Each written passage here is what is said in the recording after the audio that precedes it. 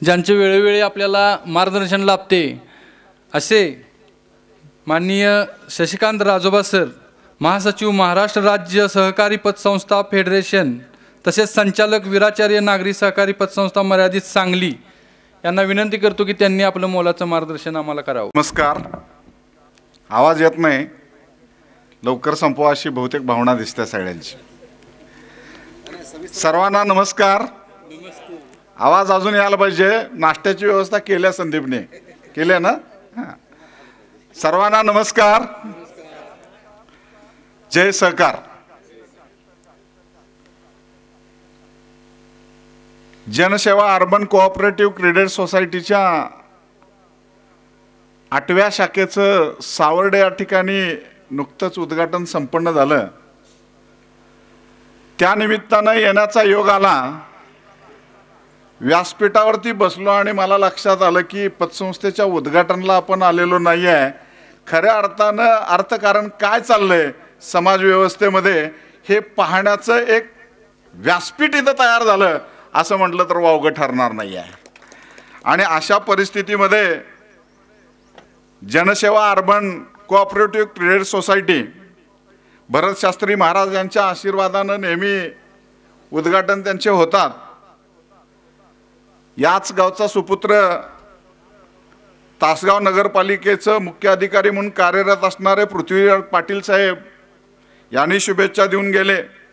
या गावच्या लोकनियुक्त सरपंच उल्काताई माळी त्याच पद्धतीनं ज्यांच्या वाणीनं महाराष्ट्राला चांगली ओळख करून दिली ते ग्रामीण कथाकथनकार, कदाचित आज तुम्हाला विषय मिळाला आहे साहेब, आवटे साहेब.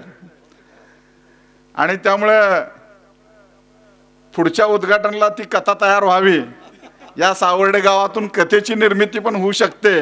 हा मातीचा गुण परत एकदा ह्या तासगावला ओळख करून द्यावी. यातले सहकारातले ज्येष्ठ नेते ज्यांनी वसंतदादा कारखान्याचं व्हाईस चेअरमन पद भोगले ते संभाजी पाटील साहेब, ज्यांनी गावगाडा चालवत असताना आलेला अनुभव आणि त्या अनुभवातून गावाविषयी, भागाविषयी असणारं प्रेम ज्यांच्या नसानसातून आणि कणाकणातून व्यक्त झालं ते अर्थकारणाचे क्रांतिकारक असं मी म्हणतो प्रदीप माने काका. गावचे उपसरपंच संजय माने, नितीन माने, स्वप्नील पाटील, लांडगे साहेब, विश्वास पाटील, बेडगे साहेब, करगणे, अमोल गणपती माळी आणि मग घेतो संदीप माळींचं नाव. संस्थेचे अध्यक्ष आहेत. कुंडल सारख्या एका क्रांतिकारकांच्या गावामध्ये जन्म घेऊन बीकॉम शिक्षण झाल्यानंतर काय अर्थकारणामध्ये क्रांती करता येतं काय विचारानं झपाटला आणि समाजसेवा पतसंस्थेच्या माध्यमातून या कामाला सुरुवात केली आणि 4 वर्षामध्ये 8वी शाखा काढून 125 कोटीपर्यंतच्या ठेवी गोळा केलं. ह्याला कार्यकर्ताच असावा लागतो, त्याशिवाय घडत नाही आहे. मी पण एक कार्यकर्ता आहे. आम्ही फक्त कुठल्या पक्षाचे कार्यकर्ते नसतो, हे आमचं महत्त्वाचं लक्षात घेणं गरजेचं आहे. आम्ही सहकाराचे कार्यकर्ते आहोत. 7 रंग जे आहेत ते रंग कुठंतरी आज समाज व्यवस्थेमध्ये दाखवणं काळाची गरज झालेली आहे. सहकारामध्ये काय ताकद आहे हे समजावून सांगणं आज काळाची गरज आहे. पण मधल्या काळामध्ये 2000 ते 2008 पर्यंतच्या काळामध्ये सहकाराला बदनाम करणारी माणसं या समाज व्यवस्थेमध्ये निर्माण झाली आणि म्हणून माने बापूंच्या सारख्या माणसाला पोट तिडकेनं सांगावं लागतं की शेतावरती शेत ताब्यात घेऊन जी सावकारी चाललेली आहे ती मोडीत काढा, हे आव्हान करावं लागतं. हेच सहकाराचं दुर्दैव आहे. सांगली जिल्हा हा सहकाराची पंढरी म्हणून समजली जाते, कारण वसंतदादांनी सहकार वाढवला, फोपवला. तो कारखान्याच्या माध्यमातून असेल, ज्यांनी लिफ्ट इरिगेशनचं ज्यांनी नेतृत्व केलं ते काका आज तुम्हाला साक्षीदार आहेत, त्या माध्यमातून असेल, कारखानदारी वाढली. 1947 साली भारताला स्वातंत्र्य मिळालं. या भारताला स्वातंत्र्य प्राप्त करून देण्यासाठी बऱ्याच लोकांनी आहुती दिली, ते असं सहकार फोपवण्यासाठी दिलेली नाही आहे, याचा विसर आज समाज व्यवस्थेला पडलेला आहे। आज प्रत्येकाना एकच गतिमान जगामध्ये एकच सगळ्यांना लक्षात येते, माझी प्रॉपर्टी दुप्पट कशी होईल, तिप्पट कशी होईल, पाचपट कशी होईल, माझ्या 4 पिढ्या कशा बसून खातील, या विचारानं झपाटलेली माणसं आहेत। आणि हीच माणसं राजकीय क्षेत्रामध्ये सुद्धा प्रवेश केलेली आहेत, सहकारामध्ये सुद्धा प्रवेश केली, आणि त्यामुळे सहकाराचा स्वाहाकार हा झाला गेला। 1947 साली भारत देशामधील लोकसंख्या जर विचारात घेतली तर 40 कोटी जनता होती, आणि म्हणून भारताच्या सांस्कृतिक वारशाची ओळख करून देताना भारतामध्ये 40 कोटी देव आहेत म्हणून सांगत होते। भारतात 40 कोटी देव नव्हते, 40 कोटी माणसं देवासारखी राहत होती। हा भाग महत्त्वाचा लक्षात घेणं गरजेचं आहे। ते देवत्व संपत चाललं, कारण आपणच आहोत। कुठं अमेरिकेनं रशियानं येऊन इथं बॉम्ब टाकून हे सगळं बिघडवलेलं नाही आहे। आमची स्वार्थी उडती बोकाळत चालली आणि कुटुंब व्यवस्था उद्ध्वस्त झाली। आज कुटुंब व्यवस्थेचं चित्र जर विचारात घेण्याचा प्रयत्न केला तर ही कुटुंब व्यवस्था राहणार का, हा मोठा प्रश्न आहे। आणि म्हणून या कुटुंब व्यवस्थेला अशी घरघर लागण्याचं कारण काय असेल तर आजची मीडिया हेच कारणीभूत आहे, हेही लक्षात घेणं गरजेचं आहे। धाडसानं एक विधान करतोय,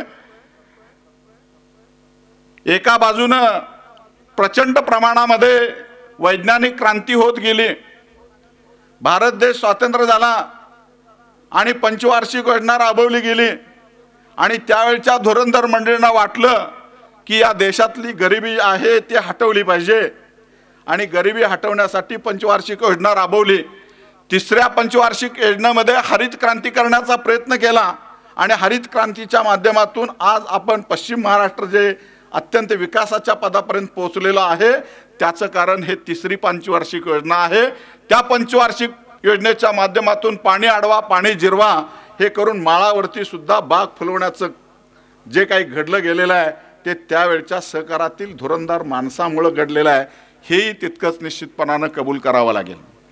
त्यानंतर जे देश स्वातंत्र्य झाला त्यावेळी 40 कोटी जनतेला धान्य पुरत नव्हतं, धान्य आयात करावं लागत होतं, पण या पंचवार्षिक योजनेच्या माध्यमातून क्रांती झाली आणि देशाला पुरेल इतकं 100-125 कोटी लोकसंख्या असणाऱ्या देशाला सुद्धा आज अन्नधान्य पुरतं, एवढी स्वयं व्यवस्था जी निर्माण झाली ती केवळ हरित क्रांतीच्या माध्यमातून झालेली आहे। इकडं पण मी लक्ष माने साहेब तुमचं वेधू इच्छितो। त्यानंतर आमच्यात सगळ्यात जास्त जनावरांची संख्या, जेवढी माणसांची संख्या तेवढी जनावरांची संख्या भारत देशामध्ये, तरी पण आमच्या देशात दूध पुरत नव्हतं। परत पंचवार्षिक योजना, 5वी पंचवार्षिक योजना राबवली आणि श्वेत क्रांती करण्याचा प्रयत्न केला, आणि त्या श्वेत क्रांतीच्या माध्यमातून आज भारताला पुरेल एवढं दूध आमच्या देशात निर्माण करून निर्यात करण्याची व्यवस्था या अर्थक्रांतीच्या माध्यमातून झालेली आहे।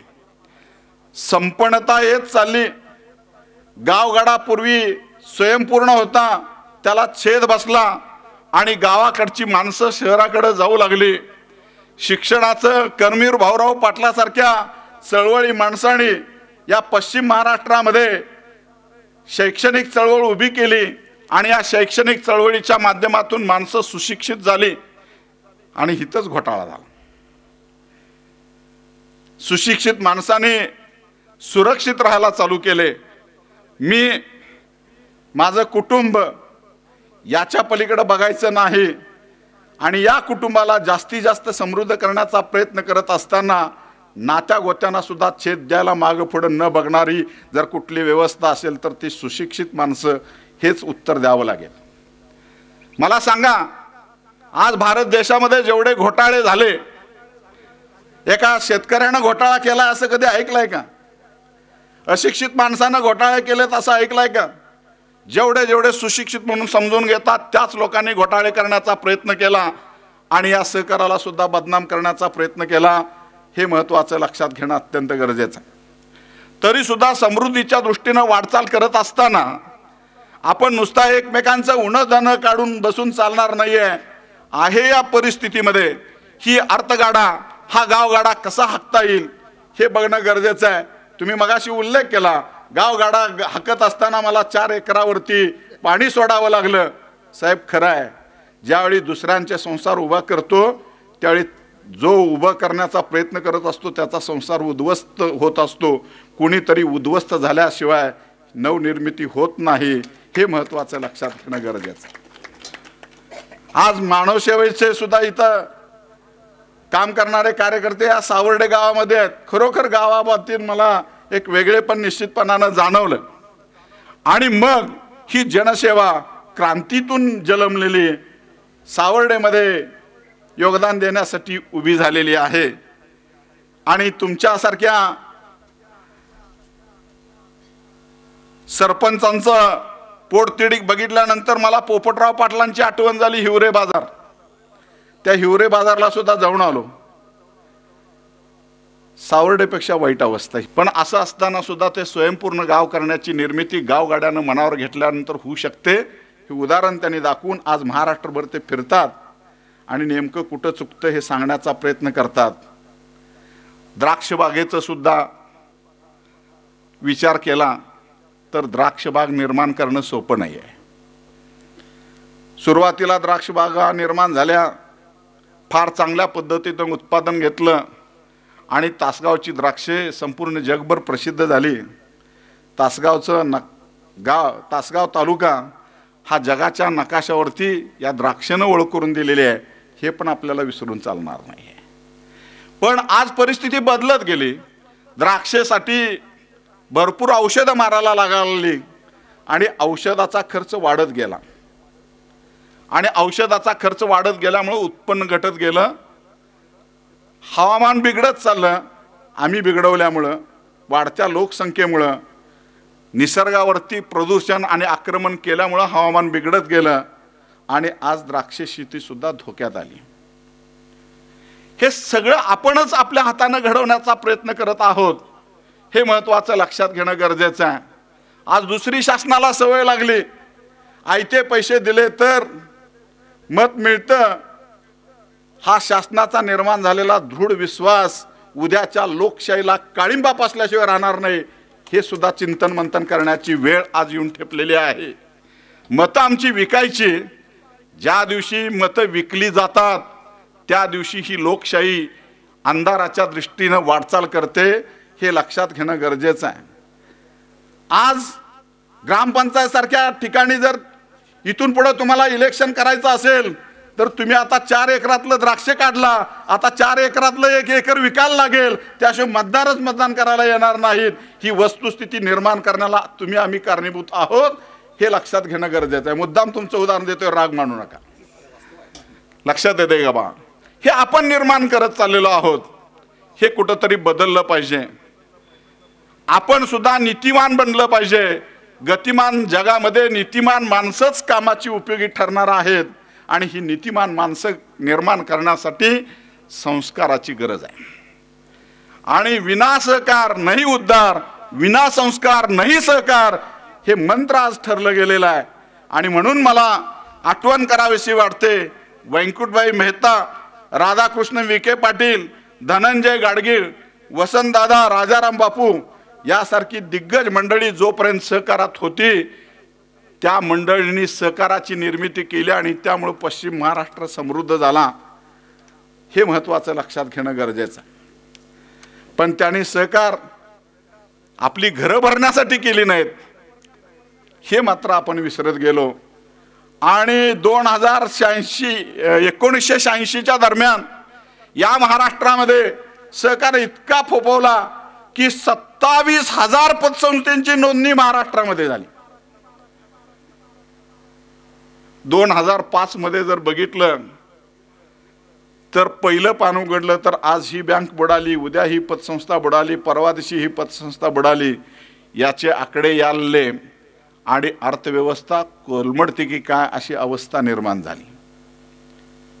प्रचंड वाईट अवस्था आहे. कारण या पतसंस्थेमध्ये ज्या ठेवी ठेवल्या जातात ते टाटा बिर्लाच्या ठेवी नसतात. याच गावातील लोकांनी आपल्या कुटुंबाच्या पुढच्या भविष्यासाठी पै पै गोळा केलेले असतात. रक्ताचं पाणी करून भविष्याचा वेध घेण्यासाठी, भविष्य सुरक्षित करण्यासाठी या ठेवी पतसंस्थेत ठेवल्या. कारण जरा ठेवीला व्याजदर जास्त मिळतं या भावनेच्या पोटी त्यांनी ठेवल्या हो. पण सहकाराच्या जाणत्या मंडळींनी वाटेल तसं पै पाहुण्यांना कर्ज दिली, नको त्या ठिकाणी गुंतवणूक केली आणि त्यामुळं सहकार अडचणीत आला आणि सहकार बदनाम झालं. पण 2007 नंतर प्रचंड मोठे बदल झाले. सहकाराचे नियम बदलले गेले आणि या नियमाच्या बदलामध्ये ज्या संस्था उभ्या राहिलेल्या आहेत, शिल्लक राहिलेल्या आहेत, त्या अत्यंत चांगल्या पद्धतीनं काम करत आहेत. हे मला मानेसाहेब सांगायचं आहे. असेल अजून पाची बोटं सारखी नाही आहेत, पण इथून पुढच्या भविष्यात AI सिस्टीम येऊ घातलेली आहे. आर्टिफिशियल इंटेलिजन्सच्या जमान्यामध्ये जाणार आहोत. कुणी चुकीचं केलं तर त्याला आर्टिफिशियल इंटेलिजन्स सोडणार नाही असं तंत्रज्ञान आता विकसित झालेलं आहे. पतसंस्थेमध्ये सुद्धा AI सिस्टीमचा वापर कसं करायचं हे लवकरच विचार चालू आहे महाराष्ट्र राज्य पतसंस्था फेडरेशनचा. आज महाराष्ट्र राज्य पतसंस्था फेडरेशन काय करतं? जे चुकीचं वागतं त्यांना शिक्षा दे म्हणून सांगण्याचं नीतिधैर्य महाराष्ट्र राज्य पतसंस्था फेडरेशन सांगतं. त्याच्यासाठी वेगळी यंत्रणा केली हो. प्रत्येक तालुक्यात AR नेमले, प्रत्येक तालुक्यात DDR नेमले. या माध्यमातून महसूलच फक्त गोळा करण्याचा प्रयत्न केला, पण संस्था कशा चालतात त्याच्यावर निर्बंध घालण्याचे अधिकारी लोक विसरली आणि म्हणून हा घोटाळा झालेला आहे. साहेब हे लक्षात घ्या. वर्षाला ऑडिट होतो, CA काय सजासजी तयार होत नाही, त्यानं ऑडिट केलेल्यात घोटाळा होतोच कसा हा प्रश्न आमच्यासारख्या कार्यकर्त्याला पडतो. म्हणजे तिथनं मॅनेज व्हायला चालू झालं आणि मग हे मॅनेजच्या युगामुळं हा प्रश्न निर्माण झालेला आहे. त्यामुळं 10% 15% पटाने व्याजानं वसूल करण्याचा जमाना आज गेलेला आहे. मी ज्यावेळी 12वीला होतो माझा सुद्धा खेडेगावातच जन्म झालेला आहे, ब्रह्मनाळ या गावामध्ये. त्यावेळी आमचे वडील जरा सरपंच होते, त्यामुळे माझी पण जरा चळवळीची भूमिका होती आणि मी पहिला बिशी काढलं. कारण होतं गावात आमची एक मोठी बिशी होती आणि त्या बिशीमध्ये 8% व्याजदरानं कर दिलं जायचं. 8% महिन्याला 8. अरे काय चाललंय? म्हणून मी 4% केलं आणि 4% केलं. त्यावेळी पण लक्षात आलं की पैसे तिथं वेळेत भरतात, पण त्या संसाराची उद्ध्वस्तता मी पाहिली आणि त्याच वेळी ठरवलं मनाशी की मी ग्रॅज्युएट झाल्यानंतर सहकारामध्ये आणि अर्थकारणामध्ये प्रवेश करायचं. आणि 1991 साली वीराचार्य पतसंस्थेच्या माध्यमातून या सहकार क्षेत्रामध्ये प्रवेश केला आणि आज मी महाराष्ट्र राज्य पतसंस्था फेडरेशनच्या सचिवापर्यंत पोहोचलो.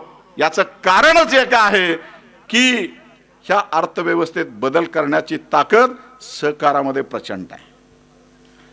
आज तुम्ही विचार करा, नुसताच नॅशनलाइज बँका असत्या आणि सहकारातील पतसंस्था नसत्या तर बापू फार अवघड झाला असतं.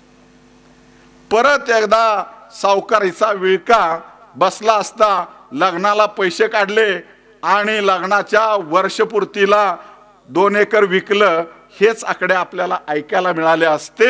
ह्या सावकारीच्या जंजाळातून मुक्त करण्याचं काम या पतसंस्थेच्या माध्यमातून चालतं. हे महत्त्वाचं बंधूंनो लक्षात घेणं गरजेचं आहे. आणि म्हणून हा सहकार टिकला पाहिजे, टिकवला पाहिजे. कारण एका नॅशनलाइज बँकेत एक खातं काढायचं म्हटलं तर 18 पानी फॉर्म भरावा लागतो. तिथं फुल्या मारल्या जातात, फुलीच्या ठिकाणी सही करतो. जसं मतावरती फुली मारतो तसं हिथं पण फुली मारून रिकाम होतो. आमचं काय लिहून घेतलं याची कल्पना पण नसते. आणि मग वर्षानंतर आमच्या शेतातल्या पिकातून बिल येतं आणि ते बिल आल्यानंतर वर्षभरानं ज्यावेळी तिथं ठेव ठेवायला किंवा कर्ज काढायला जातो त्यावेळी 3 महिन्यात व्यवहार केला नाही म्हणून 300-500 रुपये तुमच्याच खिशातलं कापलं जातं. किती वाईट अवस्था आहे. म्हणजे परत पटाणी व्याज इथं चालू झालं का नाही याचं चिंतन मंथन केलं पाहिजे.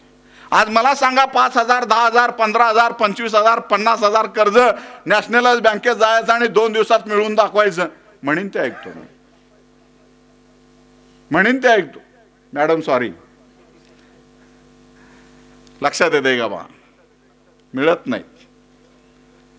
अहो मग ह्या जर सहकारी पतसंस्था टिकल्या नसत्या तर काय झालं असतं विचार करा तुम्ही.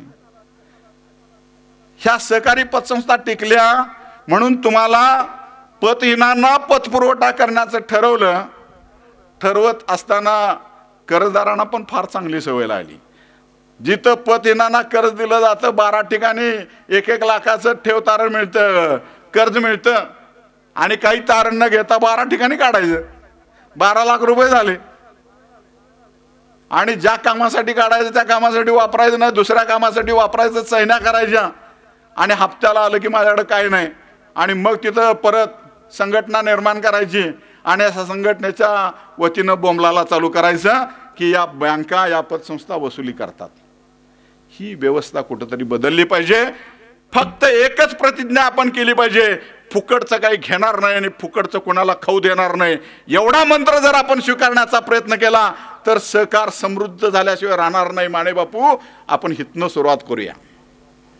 फुकटचं काय घेणार नाही, फुकटचं काय देणार नाही, खाऊ पण देणार नाही, ही चळवळ आज आमच्या देशामध्ये आणि महाराष्ट्रामध्ये निर्माण होण्याची वेळ आज आलेली आहे. पण आमच्यात सवय लागल्या, राजकीय नेत्यांनी सवय लावल्या, इलेक्शन जवळ आलं की तोंडावर काहीतरी फेकायचं, फेकलं की आपण खुश होतो आणि त्यात आमचा मताचं दान करतो आणि त्यानंतर त्यांचं 5 वर्ष राज्य निर्माण करतो. सुशिक्षित झालो पण हे कधी बघणार आम्ही? शेतीला प्रतिष्ठा कधी देणार? आज कुटुंब व्यवस्था उद्ध्वस्त होण्याचं पहिलं कारण आहे, कारण शेतकऱ्याच्या मुलांना पुरी कोण द्यायला तयार नाही आहे. ही वस्तुस्थिती सुद्धा लक्षात घ्या. 25, 35, 40 वर्ष झाली तरी मुलांची लग्न होईनात. काय होणार हो कुटुंब व्यवस्थेचं? कशी टिकणार कुटुंब व्यवस्था? आणि जी लग्न झालेली आहेत ती 5 वर्षात डायव्हर्ससाठी अर्ज करतात, डिवोर्स घेतात. का? एकमेकांचं पटत नाही म्हणून. तिथं कुटुंब व्यवस्था संपत चाललेली आहे, लग्न होत नाही म्हणून संपत चाललेली आहे. आंतरजातीय विवाहाचा तर ऊत आलेला आहे. चंगळवादी संस्कृती निर्माण होत चाललेली आहे आणि म्हणून ही चंगळवादी संस्कृती रोखली तर आणि शेतीला प्रतिष्ठा प्राप्त करून दिली तरच ही अर्थघडी व्यवस्थित बसणार आहे, हे लक्षात घेणं गरजेचं आहे. 16 ते 18 महिने ऊसाच्या पिकाला लागतात आणि जर 60 टनानं पिकवलं तर 3 लाख रुपये येतात. 1,80,000 येतात. एका एकरामध्ये 80,000 रुपये खर्चाला जातात, 1 लाख रुपये शिल्लक राहतं. 1 लाख भागिले 18 महिने केलं तर किती पैसे महिन्याला मिळतात बघा. फक्त जगणं होतं कसं तर. तेच 2 महिन्याचं 3 महिन्यात कलिंगड येतात, 3 महिन्यात काकडी येते. मला काल माझ्याकडे एक शेतकरी आलता. सर म्हटला मी निवांत आहे. तो तसा शेतकरी नाही, मारुती शोरूमचा तिथं असिस्टंट मॅनेजर आहे. 3 एकर शेती आहे. वडील लवकर देत नव्हते. म्हटलं मला 1.5 एकर तर देऊन बघा. 3 वर्षापाठी मग त्या मुलाला शेती दिली. तो म्हटला मी सकाळी 5ला उठतो, उरकतो आणि 6 ते 8 शेतात गेल्याशिवाय दुसरं काय काम करत नाही. आणि 3 महिन्यामध्ये मी कलिंगड केलं. 25 टन कलिंगड झाली आणि 25 टन कलिंगडाचं 3 लाख रुपये काहीतरी मिळाले म्हटला. त्या 3 लाख भागिले 60 दिवस केला, 90,000 रुपये पगार पडतो. कशाला पाहिजे सर्व्हिस हे सांगण्याची हिम्मत त्यानं प्रॅक्टिकली निर्माण करून दाखवली. ही हिम्मत आज शेतकऱ्यांनी करून दाखवलं तर टिकणार आहे. अर्थव्यवस्थेच्या स्वरूपात, ताळेबंदाच्या स्वरूपात आपण मांडायला शिकलं पाहिजे की माझं भांडवल किती आहे. 1 एकर शेतीचं भांडवल 30 ते 40 लाख रुपये आहे. एक बैल जोडी सांभाळायचं म्हटलं तर आज 1-1.5 लाख रुपये शिवाय बैल जोडी सांभाळायचं होत नाही. बैल गाडीचीच किंमत 20,000 आहे. हे ताळेबंदाच्या स्वरूपात मांडलं पाहिजे. ही माझी गुंतवणूक आहे. यातनं एवढं जमतं आणि यातनं एवढं वजा होतं, पण कष्ट करण्याची तयारी पाहिजे.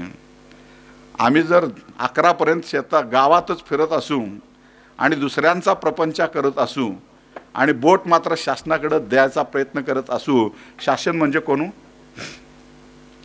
शासन म्हणजे कोण?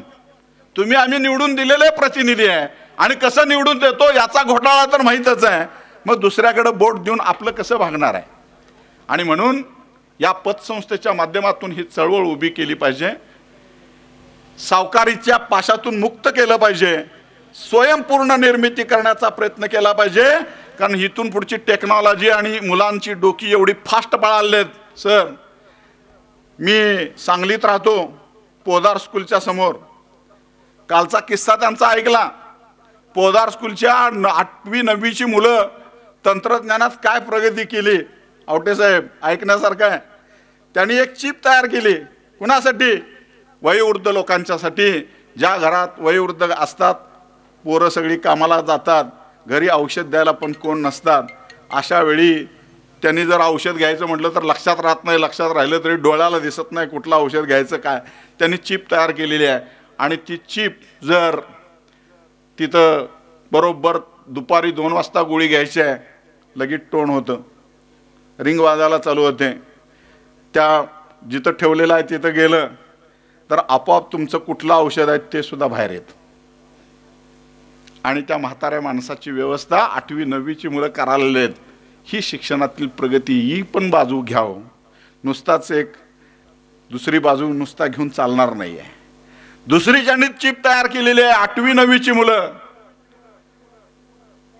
काय चिप तयार केलेली आहे की तुम्ही मोबाईल कुठं पण घरात विसरता आणि हुडकण्यासाठी 10-15 मिनिटं वेळ घालवता, सापडत नाही कुठं ठेवलंय ते. नुसता तुम्ही म्हणायचं माझा मोबाईल, एवढं म्हटलं की लगेच तिथं टोन वाजायला चालू होतो आणि तुमचा मोबाईल सापडतो. हे आजचं शिक्षण आहे बंधूंनो, हे लक्षात घेणं गरजेचं आहे. तिथं कॉमर्स साईडला काय शिकवलं जातं तर कुठलाही एक व्यवसाय निवडायचा, त्या व्यवसायाला येणारा खर्च, त्यातनं येणारं उत्पन्न याचा ताळेबंद मांडायचा आणि त्या ताळेबंदावरती चिंतन मंथन करायचं. आमच्या पोरांना ताळेबंदच माहीत नाही. मी काल त्याचा प्रयोग म्हणून माझ्या शाळेत मी विचारलं मुलांना, अरे बँकेचा व्यवहार करताय का किती जण? पासबुकवरचे पैसे किती जण काढतायत? 4 जण हात वर केले. फक्त 40 पोरामध्ये 4 जण हात वर केले. दुसरं विचारलं, ऑनलाईन बँकिंग किती जण करताय? 6 जण हात वर केले. आमच्या मुलांना अशा पद्धतीचं शिक्षण देऊन चालणार नाहीये. त्यांना दूरदृष्टी लांबची दाखवली पाहिजे. आज पतसंस्थेचं सुद्धा इथंच आहे, ऑनलाईन बँकिंग आहे, घर बसल्या पैसे मिळणार आहेत. आता समीकरणं बदललेली आहेत. पतसंस्थेकडे पूर्वी जायला लागायचं. काका तुमच्या काळात तुम्हाला जर कर्ज काढायचे असतील तर जिल्ह्यात कोणतरी असायचं, त्याला जाऊन भेटायचं आणि त्यानं कर्ज देतो म्हटल्यानंतर त्यावेळची लोक एवढी खुश व्हायची. पण आता संदीप तुमच्या गावात आलाय हो कर्ज द्यायला. घ्या ना फायदा. चांगल्या कामासाठी कर्ज काढा, त्याच कामासाठी वापरा. त्यातल्या येणाऱ्या उत्पन्नातून थोडे वेळच्या वेळी ते पैसे भरा. संदीप दुपटीनं दुसऱ्या वेळी देतो, तिपटीनं देतो, रात्री नव्हे पाहिजे त्यावेळी उठून देतो. ही ATM तयार करायचं आहे, हे महत्त्वाचं लक्षात घ्या. माझ्या पतसंस्थेत मी सांगायचं झालं तर मी शेअरच्या प्रमाणात आज कर्ज द्यायला चालू केलेलं आहे. एका दिवसात ज्यांचे 20,000 शेअर्स आहेत त्यांना 25,000, 10,000 शेअर्स आहेत त्यांना 25,000, 20,000 शेअर्स आहेत त्यांना 50,000, 20,000च्या पुढे आहेत त्यांना 1.5 लाखापर्यंत बिना तारणे, बिना वया, बिना काय न घेता दुसऱ्या दिवशी कर्ज सँक्शन करण्याची व्यवस्था केलेली आहे. ही ATM नव्हे काय? आज सावकारी विळख्यातून बाहेर काढायला आणि अर्थव्यवस्थेमध्ये घडी घालायला केवळ पतसंस्थाच करू शकतील, हा विश्वास अमित शहाना सुद्धा पटला. आणि सहकार मंत्रालय नवीन निर्मिती झालेली आहे, त्याच्यातून नक्कीच काहीतरी चांगलं निर्माण होईल अशी अपेक्षा आमच्यासारख्या कार्यकर्त्यांना आहे. आणि म्हणून या पतसंस्था चळवळीतून काका कोयटेसारखा एक माणूस या महाराष्ट्राचं नेतृत्व गेली 10 वर्ष 15 वर्ष करण्याचा प्रयत्न करतात. आणि त्यांनी सहकाराचा अभ्यास करण्यासाठी परदेश दौऱ्याला गेलेले होते आणि योगायोगाने त्यावेळी इलेक्शन होती, इंटरनॅशनल लेवलवरच्या फेडरेशनची इलेक्शन होती. आणि त्या इलेक्शनमध्ये 32 देश आलेले होते। या 32 देशामध्ये पद्धत कशी आहे, प्रत्येकाने आपापली भूमिका मांडायची, ते ऐकायचं आणि ऐकल्यानंतर मतदान करायचं। पैसे दिल्यावर मतदान तिथं नाही अजून, किंवा मशीनचा घोटाळा अजून त्यांना तर काय माहित नाही। लक्षात येते का बा? मतदान झालं, काका पण उठले आणि त्यांनी, मी भारताचं सांगत नाही म्हटले, फक्त महाराष्ट्राची सहकार चळवळ सांगतो आणि महाराष्ट्राच्या सहकार चळवळीबद्दल सांगितलं। मतदानाला सुरुवात झाली, काकांनी सुद्धा अर्ज भरला आणि अर्ज भरल्यानंतर 32 पैकी 28 मतं काका कोयटे या व्यक्तीला मिळाली, 4च मतं मिळाली नाहीत। त्या 4 मध्ये पाकिस्तान, चीन, कोरिया, आणखी एक देश होता, बाकी सगळी मतं मिळाली। ही सुद्धा सहकार चळवळ 52 वर्ष, 48 वर्ष भारत स्वातंत्र्य होऊन सुद्धा तिथे एक 48 वर्षात भारताचा प्रतिनिधी कोणी नव्हता। 48 वर्षानंतर पहिला काका कोयटेच्या रूपानं महाराष्ट्र राज्य पतसंस्था फेडरेशननं भारताचं नेतृत्व करण्याचा प्रयत्न केला। तिथं पद्धत आहे, निवडून आल्यानंतर प्रत्येकजण आपल्या देशाचा झेंडा घ्यायचा, चालत जायचं आणि तिथं तो ध्वज रोवायचा। भारताचा ध्वज रोवायला भारत स्वातंत्र्य झाल्यानंतर 50 वर्ष लागली। हे सहकाराचं आमचं दुर्दैव आहे माने साहेब, हे महत्त्वाचं आपण लक्षात घेणं अत्यंत गरजेचं आहे। इच्छाशक्ती असणारी राजकीय मंडळी नाही आहेत, त्यामुळे हा प्रश्न निर्माण होत चाललेला आहे। तिथं फार मोठी वेगळी पद्धत आहे। इथं नेपाळ घ्यावं साधं, नेपाळमधलं सहकार 2 मिनिटात सांगतो, वेळ व्हायला नाही, मला जाणीव आहे जास्त वेळ घेणं म्हणजे अतिक्रमण करण्याचाच प्रकार असतो। नेपाळमधली घटना सांगतो। नेपाळी लोक तुमच्याकडे येतात कशासाठी? रात्री गस्त घालण्यासाठी। त्यांच्याकडे अर्थकारणातली शिस्त बघा। आम्ही नेपाळला जाऊन आलो, बघितलं, तिथं थकबाकी हा प्रकारच नाही। काय जादू केला म्हटलं, असं कसं काय? तर तिथं जात पंचायत नावाची व्यवस्था आजही चालते आणि कर्जदारानं कर्ज बुडवलं तर जात पंचायत समोर उभं राहावं लागतं आणि ते दिल ते शिक्षा किंवा संपूर्ण जात त्याच्यावरती वाळीत टाकतं। त्यामुळे एक जण कर्जदार सुद्धा थकबाकीत जाण्याचा प्रयत्न करत नाही। ही नेपाळची संस्कृती आहे। आणि ज्या भारतामध्ये सोन्या काठीला सोनं बांधून काशीला जाणारी संस्कृती होती, तिथं मात्र सोनं लुटण्याची संस्कृती होती। आता खरंच लुटायला चालू झालेलं आहे, त्यामुळे हे सगळं बिघडत चाललेलं आहे। हे महत्त्वाचं लक्षात घेणं गरजेचं आहे। पण आता ते दिवस राहणार नाही आहेत, कारण या नवीन सिस्टीममुळे सिबिल आणि क्रॉस प्रणाली आलेली आहे। सिबिल प्रणालीमध्ये कुठल्या बँकेत तुम्ही काय काय किती ठिकाणी कर्ज काढलाय एका स्ट्रोक मध्ये समजतं आणि तुम्ही थकीत असला तर जात पंता येत नाही, सिबिल आता तुम्हाला वाढीत टाकणार आहे, हे लक्षात घ्या। त्यामुळे कर्जच मिळणार नाही।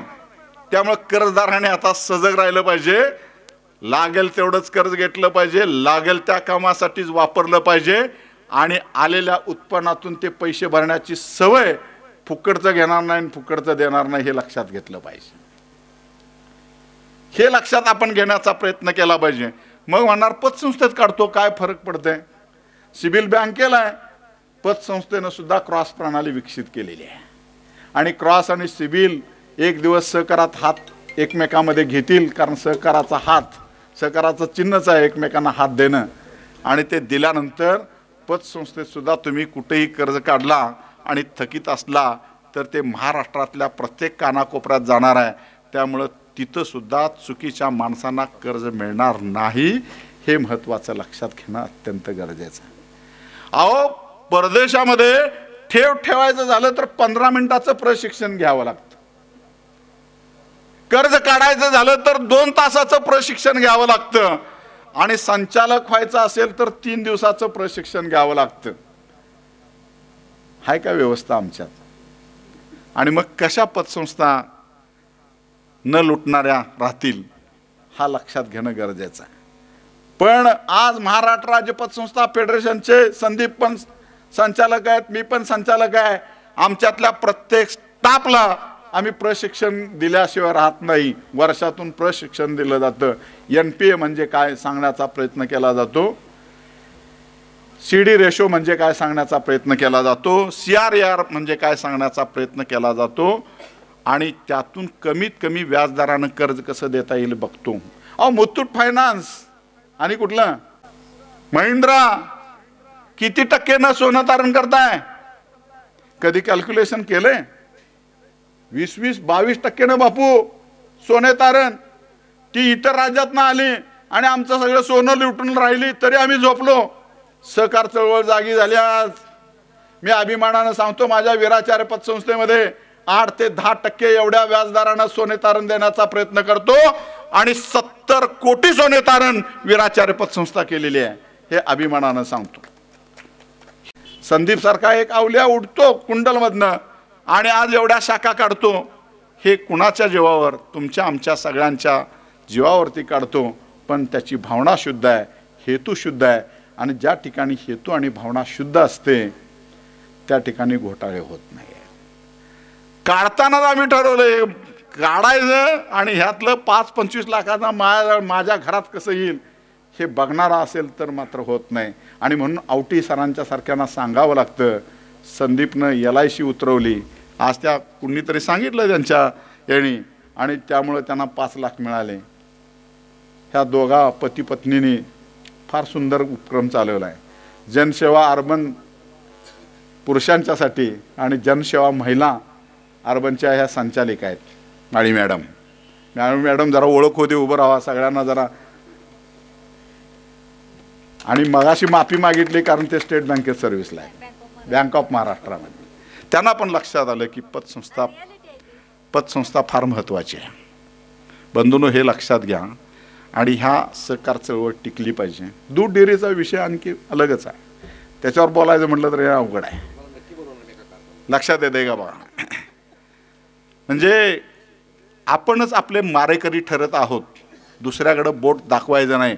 आता आपण सक्षम व्हायचं आहे. हे मंत्र जोपर्यंत आम्ही स्वीकारणार नाही तोपर्यंत तुम्हाला कुणी येऊन तुमचं गाव सुधारणार नाही किंवा सुधारणार पण नाही. बरोबर आहे का बघा. आपणच मानवतेची भूमिका ठेवली.